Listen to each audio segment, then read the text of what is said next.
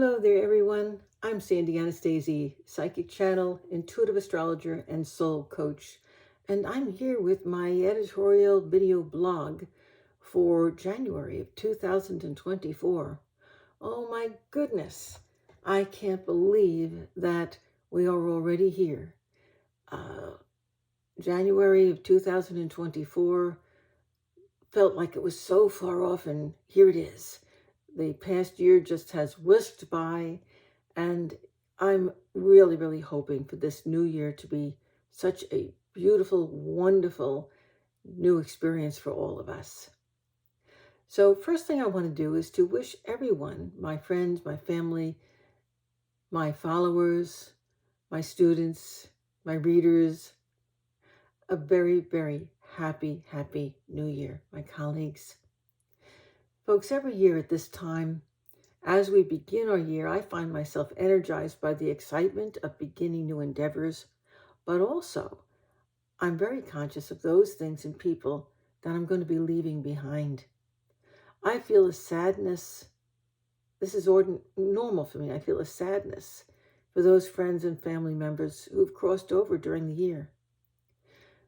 Mind you, as a psychic, I feel them all around me all the time, but that doesn't stop me from feeling sad because they're not here to reach out and physically touch and hug and interact with in a physical sense.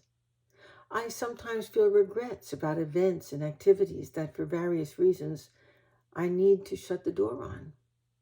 For me, you see, the new year is a time of beginnings, but also of endings. As I begin each new year, I like to do some little rituals. First, I work on letting go.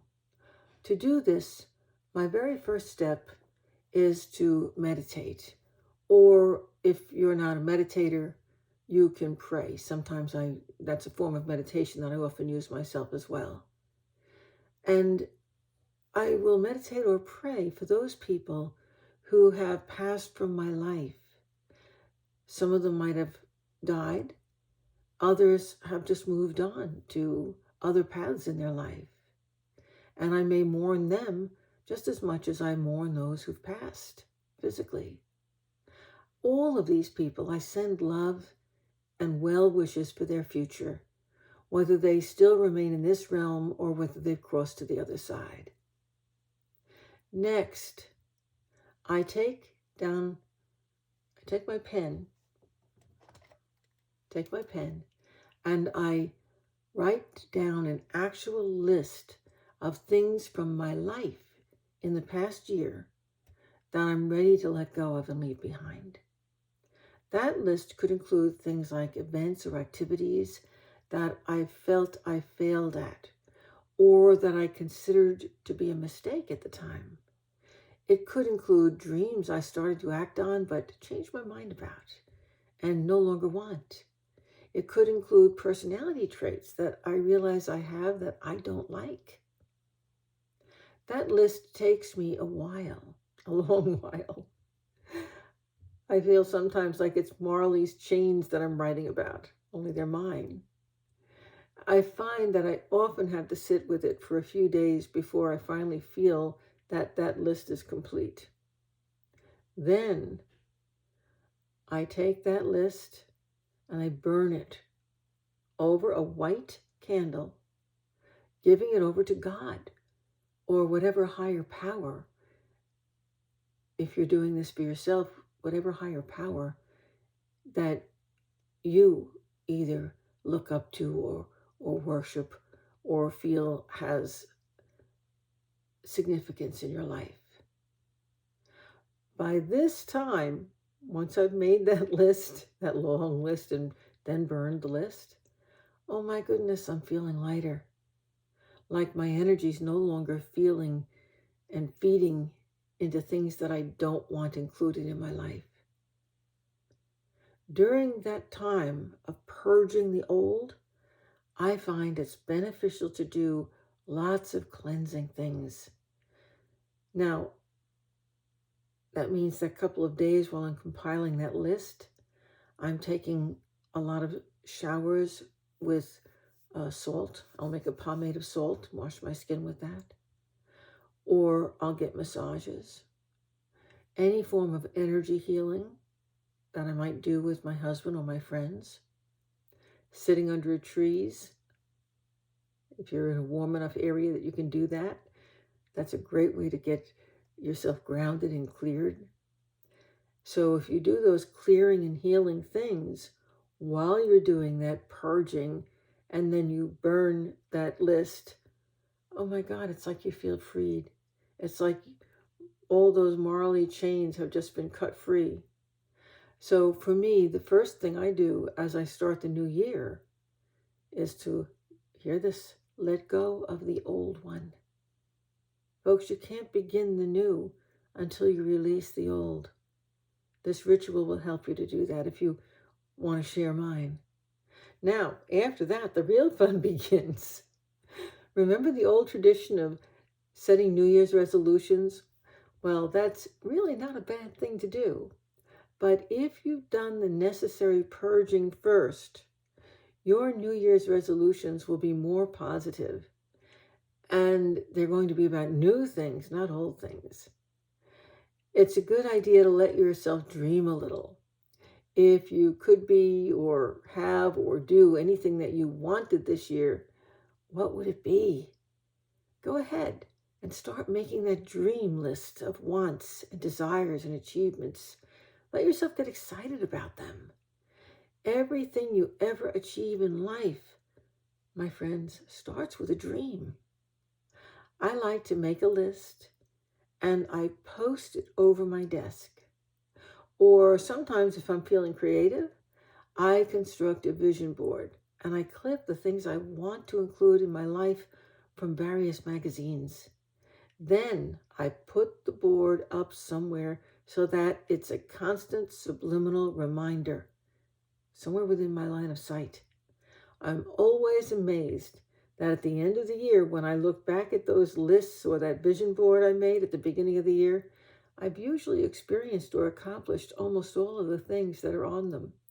And that's without consciously even trying. I just do it because it's subliminally suggested to me constantly. It's within my perception. To me, these are the most important things to do to get your year off to the best start. Once the big picture's created, then you can do your spreadsheets and monthly planning. You know, those things that you hate to do because they tire your brain. It doesn't even matter if your list of dreams or the things or the vision board are included in your detailed planning. Those things that you most want are going to work their way into the picture all by themselves because you've already put them there. It really is true. It works that way. The first thing on my list of dreams and my vision board this year is going to be all of you opening and developing your psychic skills, your empathy, your telepathy, your clairvoyance, your clairsentience, and more. That's my dream. My guides gave me that dream 40 years ago, and I've still been following it. It's still my top dream every single year. You've heard me on this many, many times. All of mankind is evolving right now. All of us are. We're on the very precipice of taking that leap. Our next step requires us all to become more. This isn't just for professional psychics or aspiring ones. I'm talking about everyone. Every man, woman, child on the whole planet, all of us. We have to discover our intuitive nature. We have to open our psychic abilities that we all have. We have to learn to control them and use them for good. Only then can we be free to become what we were always meant to be. Of course, I'm hoping that you enroll in my psychic development class that begins January 24th. But if that doesn't work out for you, I beg you, find your own way. Don't suppress that 9/10 of your brain that scientists say we don't know what it does. Well, I know what it does. And I know what the rest of you, the non-physical part of you, does. Don't you want to know that too? At any rate, there's no time to lose. To survive what's coming in our future, not just survive, but thrive and grow, we're all going to need to awaken our abilities as intuitive beings. You need to do this. And I certainly hope that you choose to do it with me. But whether you do that or not, do it. I'm Sandy Anastasi, and I want to wish all of you a very, very happy new year, a wonderful, productive, exciting 2024 in which all of your dreams come true.